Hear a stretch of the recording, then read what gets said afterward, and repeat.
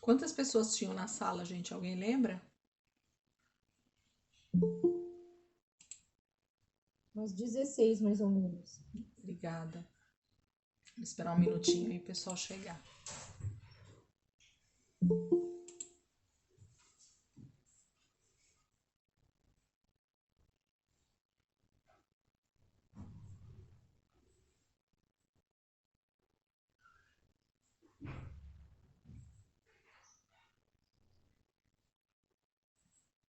Vamos lá então, gente? O pessoal vai chegando. Eu vou abrindo. Já coloquei aqui para gravar. Acho que agora a gente consegue. Então, como eu estava falando, vocês lembram quando Deus chamou Moisés e então começa a dar as leis e os mandamentos e inclusive a construção do próprio tabernáculo? E Deus sempre usa essa frase com Moisés: não deixe de fazer tudo quanto foi lhe mostrado no monte, ou não deixe de fazer tudo como lhe foi mostrado, né, pelo Senhor. Então Deus enfatizava diversas vezes para Moisés e depois inclusive para Davi na construção do templo de Salomão, de que a construção desse tabernáculo ou desse templo deveria ser exatamente como Deus havia mostrado. Então, as medidas, os utensílios e tudo que foi colocado, tanto no tabernáculo no deserto, quanto depois no templo de Salomão, tinha um porquê, tinha uma necessidade específica, porque traduzia algo. Mas mais do que isso, a impressão que eu tenho quando eu vejo essas passagens aqui de Apocalipse, e eu comparo elas então com o que Deus estava falando ali com Moisés, é que o céu, ele justamente estava sendo refletido na terra através desse tabernáculo e desse templo. Então é como se realmente isso já acontecesse no céu, esse templo, essas peças, esses utensílios, eles já existem no céu de eternidade a eternidade e que na verdade vai vir para a terra na volta de Cristo, depois com a restauração de todas as coisas. O tabernáculo de Deus realmente vai habitar no meio dos homens, né? Esse lugar onde a plenitude, onde a presença de Deus está. Mas Deus diz assim, tanto para Moisés quanto para Davi: construam segundo tudo aquilo que eu mostrei para vocês, porque isso é como se fosse um vislumbre do que Deus tem diante dele em adoração, em peças, porque vocês vão perceber aqui em Apocalipse que a gente vê algumas peças do templo sendo colocadas aqui e que estão exatamente lá diante do trono de Deus, e isso me mostra que Deus tem um templo e ele é adorado de eternidade a eternidade onde ele está, né? Então a gente tem essa impressão quando lê, e a partir de agora comecem a prestar atenção nesses detalhes também. Por isso que a gente vê aqui que esse anjo com o incensário, ele está diante do altar. Qual altar? O altar que ficava no lugar santo, né? Que era o altar do incenso, onde era colocado o incenso, as orações ali, quando o sacerdote entrava no lugar santo, antes do Santíssimo, antes do lugar santo dos santos. Existia um altar onde era colocado o incenso. Então é desse incenso, desse altar, que esse anjo está falando, e é diante desse altar que esse anjo está. Ok? Vamos ler aqui novamente, para a gente então, para eu falar um pouquinho para vocês sobre esse início aqui, e eu já volto para o capítulo 7 para a gente não perder a sequência, mas não está na sequência, tá bom? Então, capítulo 8 novamente, vamos lá. Quando ele abriu o sétimo selo, houve silêncio nos céus cerca de meia hora. E eu vi os 7 anjos que se acham em pé diante de Deus, e a eles foram dadas 7 trombetas. Outro anjo, que trazia um incensário de ouro, aproximou-se e ficou em pé junto ao altar. Qual altar? O altar de incenso. Então, não é o altar de sacrifício que ficava fora do tabernáculo, mas é o altar de incenso, ok? A ele foi dado muito incenso para oferecer com as orações de todos os santos sobre o altar de ouro diante do trono. Então, onde é que está esse altar aqui que João está vendo? Esse altar de ouro, esse altar onde está sendo oferecido esse incenso, está diante do trono de quem? Do trono de Deus. Então, isso quer dizer que diante também do trono de Deus existe um altar de ouro onde é oferecido incenso. E juntamente com isso, as orações, porque o incenso, esse altar de incenso do tabernáculo, representa as nossas orações, representa a nossa intercessão, ok? Nós vamos falar um pouco sobre isso mais para frente também. Então, mas João está vendo esse anjo que toma esse incensário de ouro e que é dado muito incenso para esse anjo, para ele queimar sobre esse altar, junto com a oração dos santos. Então, aqui já me mostra também que a oração da igreja, a oração dos santos, faz toda a diferença no momento da grande tribulação. Então, desde o momento em que a igreja foi estabelecida ali, através de Jesus, através dos discípulos, que começa a igreja, toda a oração, ela é armazenada justamente nesse lugar, vamos dizer, nessas é que eu já estou querendo andar um pouquinho aqui, mas as taças, né, vão estar cheias de oração para serem derramadas com a ira de Deus. Então, as nossas orações, queridos, fazem muita diferença para a volta de Jesus, para o juízo de Deus, para aquilo que Deus ainda vai fazer. Então, a gente precisa entender que a disciplina de oração na nossa vida espiritual, ela precisa acontecer. E uma oração muito bem direcionada, muito bem, com muita sabedoria naquilo que se diz, né? Porque vê que as orações dos santos, elas estão fazendo diferença no momento aqui das trombetas começarem a ser tocadas, da ira de Deus começar a ser estabelecida sobre a terra. Então a gente precisa prestar atenção, esse não é o nosso assunto nesse momento, mas a gente já está vendo aqui que a oração dos santos faz diferença no momento em que Deus começa então a liberar esses anjos para tocar as trombetas, ok? Vamos lá, versículo 4. E da mão do anjo subiu diante de Deus a fumaça do incenso com as orações dos santos. Então esse anjo ele estava ali diante do altar de incenso, oferecendo incenso juntamente com as orações dos santos. Versículo 5. Então o anjo pegou o incensário, encheu-o com o fogo do altar e lançou-o sobre a terra. Então, vejam que agora esse anjo toma uma atitude de pegar esse incensário, que era aquele lugar onde se colocava o incenso para virar fumaça, né, lá no templo.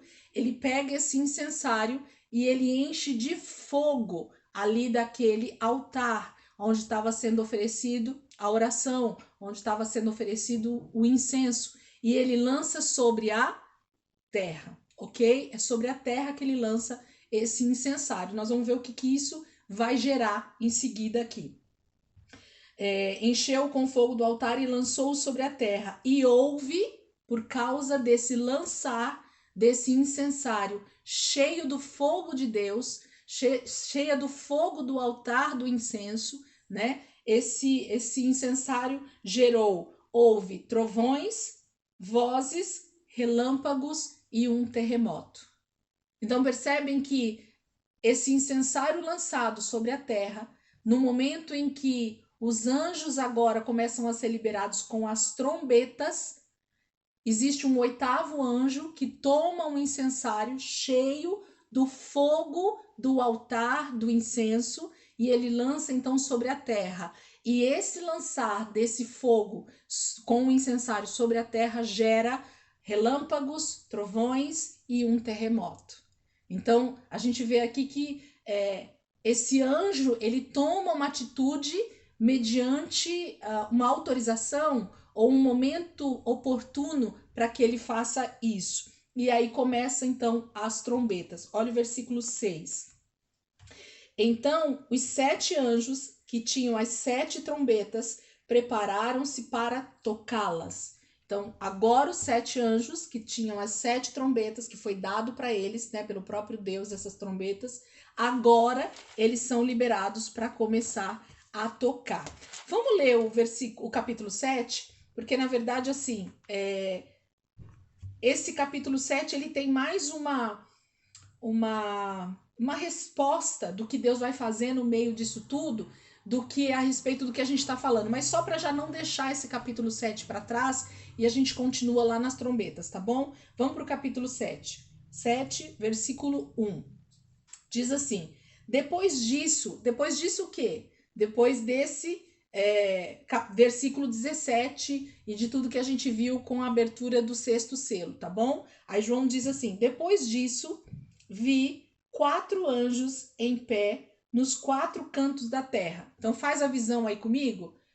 4 anjos nos 4 cantos da terra, tá? Norte, sul, leste, oeste. Então em cada canto da terra existia um anjo em pé, ok? Retendo, segurando, né? Não sei como tá a versão de vocês aqui, aí, mas ele diz que tá retendo os 4 ventos para impedir que qualquer vento soprasse na terra, no mar ou em qualquer árvore.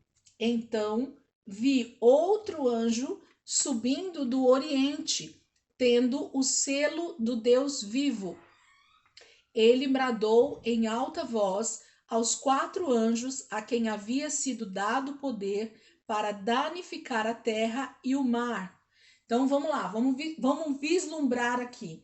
Então 4 anjos nos 4 cantos da terra e aparece um 5º anjo, um outro anjo, que então ele brada, né? Ele grita, ele solta um brado dizendo assim, ó: ele bradou em alta voz aos 4 anjos a quem havia sido dado poder para danificar a terra e o mar.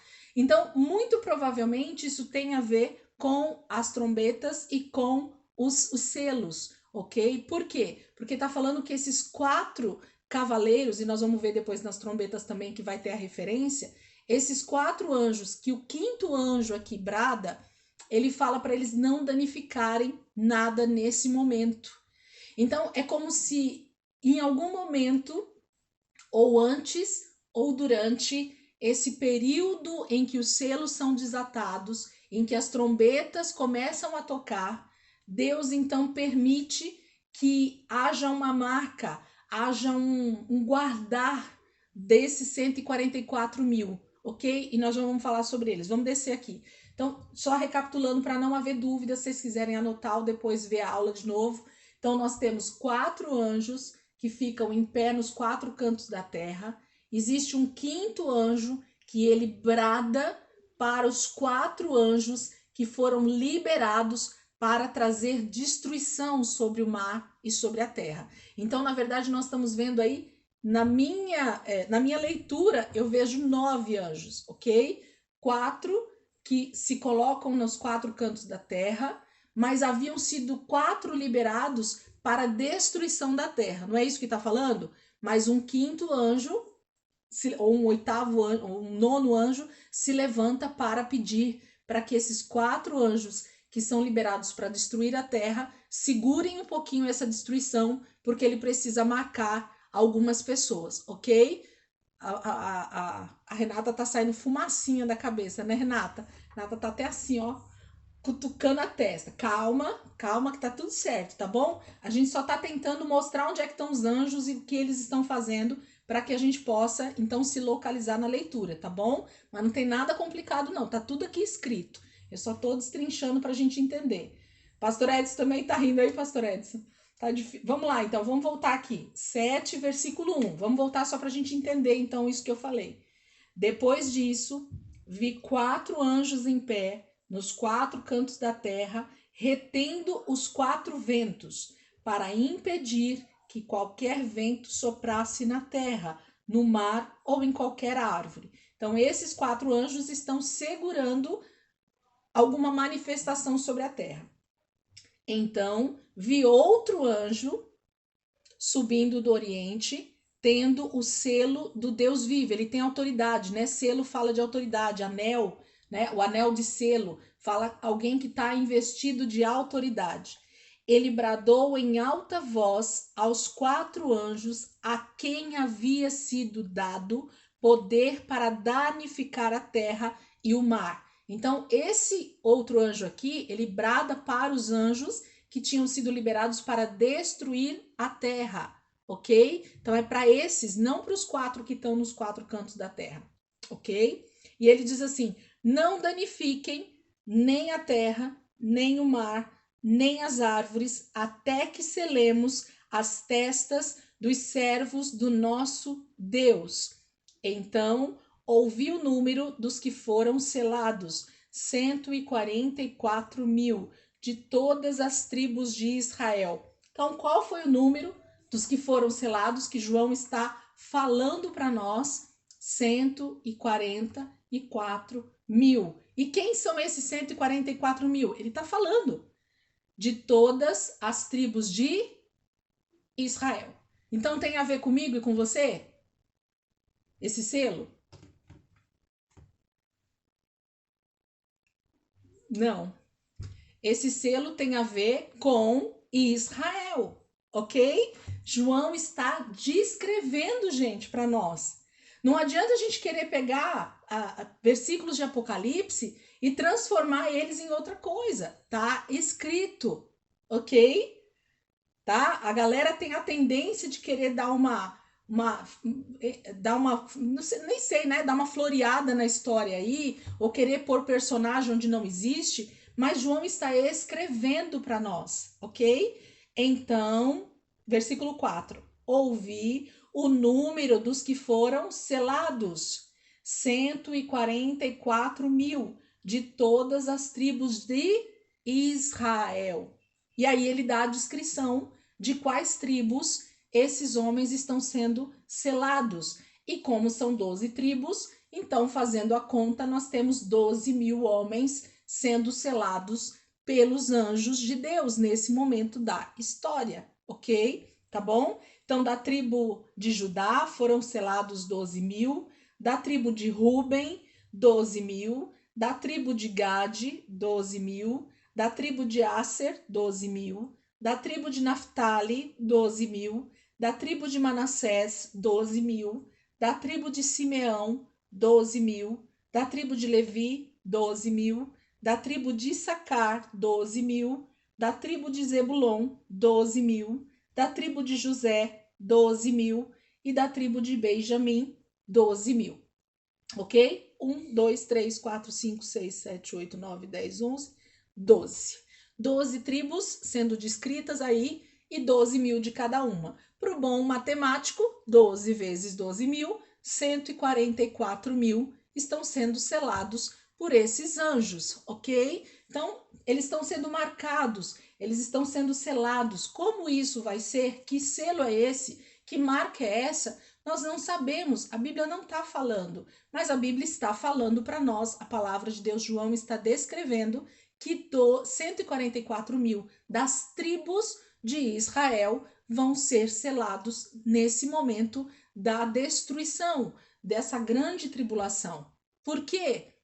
Nós talvez entendamos ou não entendamos, ok? Então, tem coisas que a gente não vai ficar achando, fazendo achômetro, porque não está escrito. Mas o que está escrito, está escrito. É a verdade de Deus. Detalhe nessa leitura. Alguém percebeu a falta de alguém nessa leitura? Faltou alguém aí?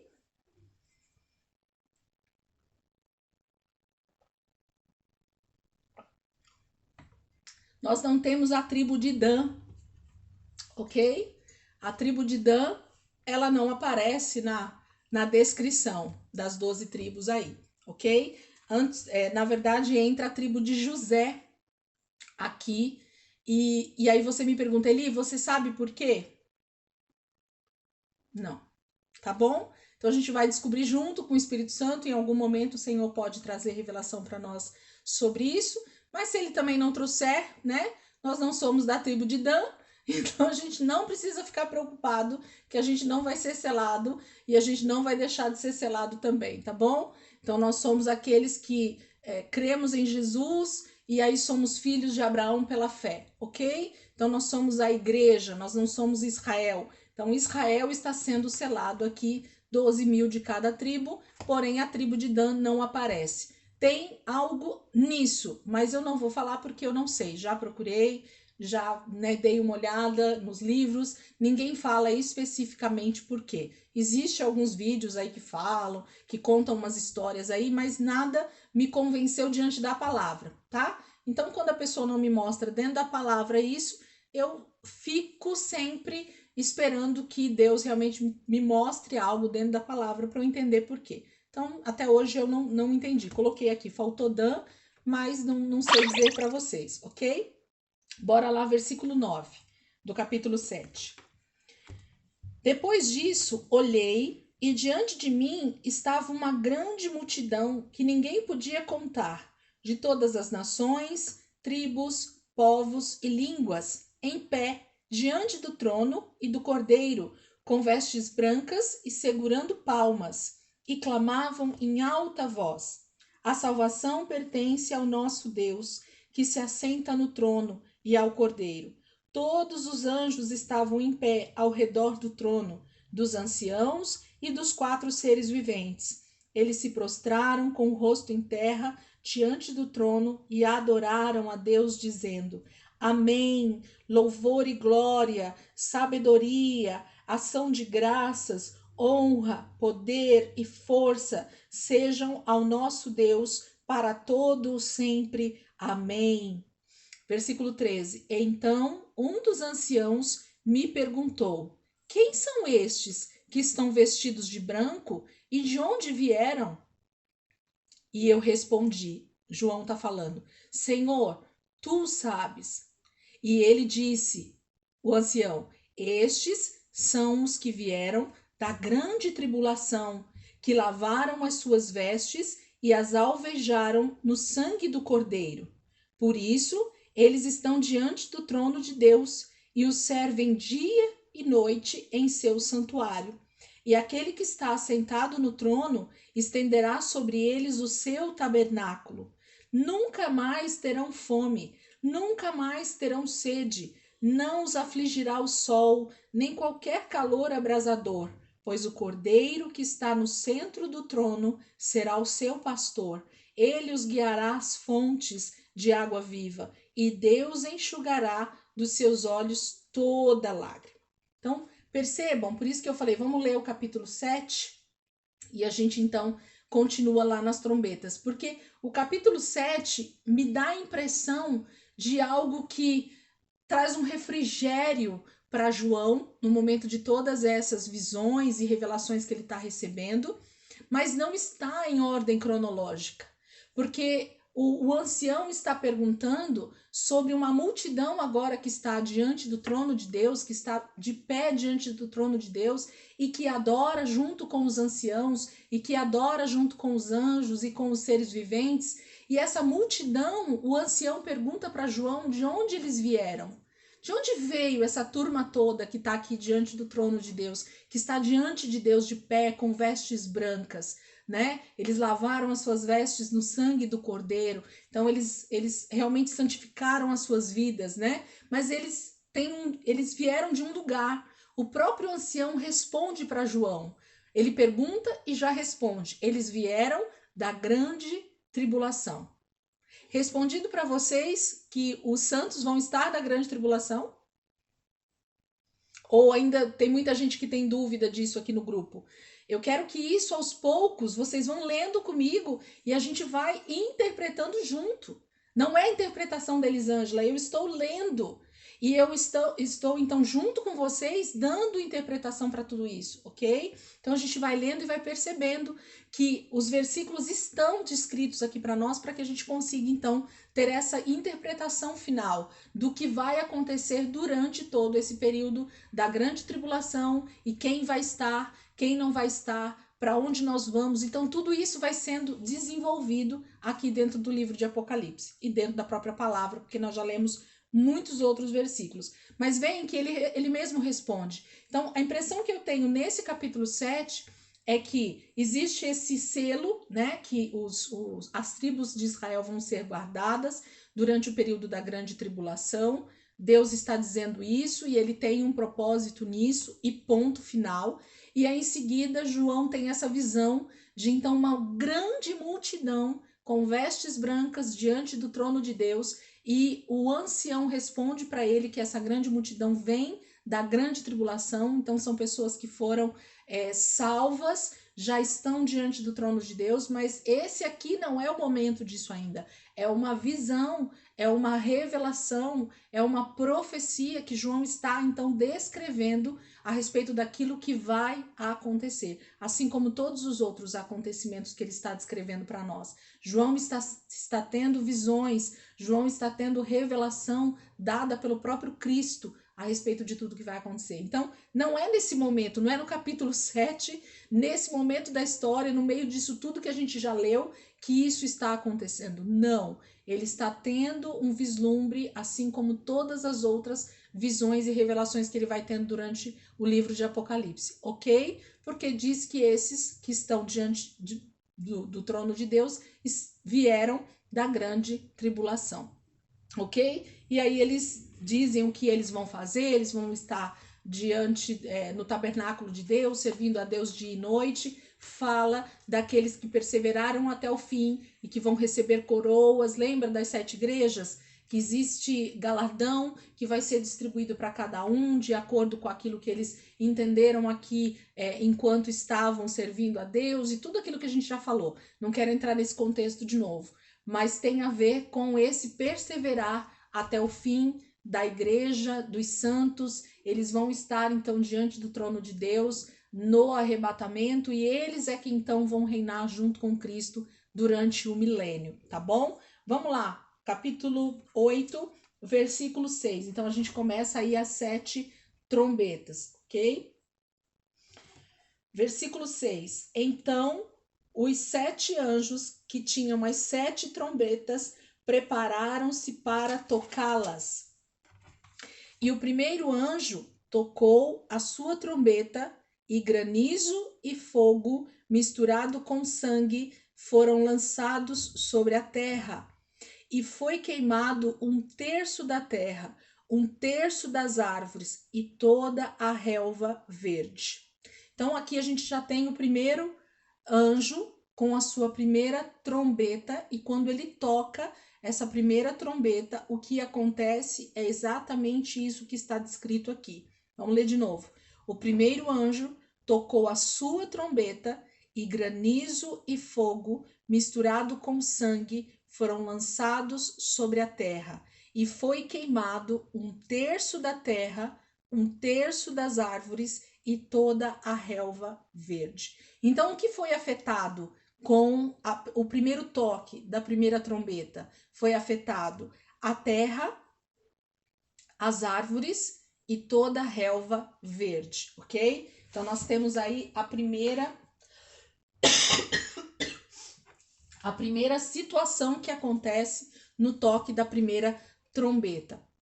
Então, por isso que muitas pessoas, às vezes, tomam algumas catástrofes, né, que acontecem aí na Terra e falam que já é o toque das trombetas, que Jesus já está voltando, né, porque tomam esses versículos e analisam, né, como, por exemplo, começam a ter queimadas em alguns estados, em alguns lugares, eles falam que tem a ver com isso, né? Então, tomam-se esses acontecimentos e aí começam a dizer que as trombetas já foram tocadas. Mas quando a gente começa a ler tanto os 7 selos quanto agora as 7 trombetas, a gente percebe que vai haver uma destruição em massa, queridos. Então, tá falando da terça parte, né? Foi queimado 1/3 da terra, 1/3 das árvores e toda a relva verde. Então fala de um espaço da terra muito grande que vai ser então destruído por esse lançar de granizo e fogo misturado com sangue sobre a terra. Então vai haver um sinal depois do toque dessa primeira trombeta, que acontece uma destruição, e essa primeira destruição tem a ver com vegetação, principalmente, tá bom? Então, se você quiser anotar aí para você, 1/3 da vegetação é destruído sobre a terra, ok? Então, esse é o primeiro toque da primeira trombeta. Vamos para o segundo? Olha lá, versículo 8. O segundo anjo tocou a sua trombeta e algo como um grande monte em chamas foi lançado ao mar. 1/3 do mar transformou-se em sangue. Morreu 1/3 das criaturas do mar e foi destruído 1/3 das embarcações. Então, nós temos... Quem vai falar? Eu, Soninha, pode falar. Então, quando chegar essa hora do primeiro toque, o povo de Deus já foi recolhido? Não, Soninha, estamos aqui, tudo aqui ainda. Porque Jesus só volta, nós vamos ver lá, na 7ª trombeta. Ao tocar da 7ª trombeta é que Jesus volta. Então, aqui é a grande tribulação, tá acontecendo tudo isso, né? E os santos estão na terra vendo todas as tragédias e as catástrofes e os terremotos e tudo que vai acontecer, tá? Pode ser que alguém ou muitas pessoas, inclusive os santos, já tenham morrido por conta da perseguição? Sim, pode ser, tá? E muito provavelmente aconteça assim, porque no momento que o anticristo começar a reinar, a primeira coisa que nós vamos perceber é a perseguição. Isso é fato, tá? Então, realmente vai começar uma perseguição muito grande contra os santos. Lembra como é que o primeiro cavaleiro ele sai? Ele sai como alguém que já é vencedor, né? Porque é lhe dado a autoridade, é lhe dado a coroa e ele acha que ele vai vencer. Então ele já começa uma perseguição, principalmente sobre os santos. Então a gente já tem no início da grande tribulação, sim, uma perseguição contra a igreja, contra os santos, contra Israel. Então a gente já tem tudo isso. Então a destruição ela já inicia, né? É que aqui durante todos esses 7 selos e depois as trombetas e por último as taças, nós temos Deus trazendo juízo sobre a terra, sobre a maldição que está sobre a terra por conta do pecado, né? Não esqueçam disso, tá? Então é o próprio Deus que está liberando tudo isso sobre a terra. Não tem a ver com o anticristo no sentido literal da palavra, né? Não é ele quem está trazendo juízo sobre a terra, porque na verdade o que ele queria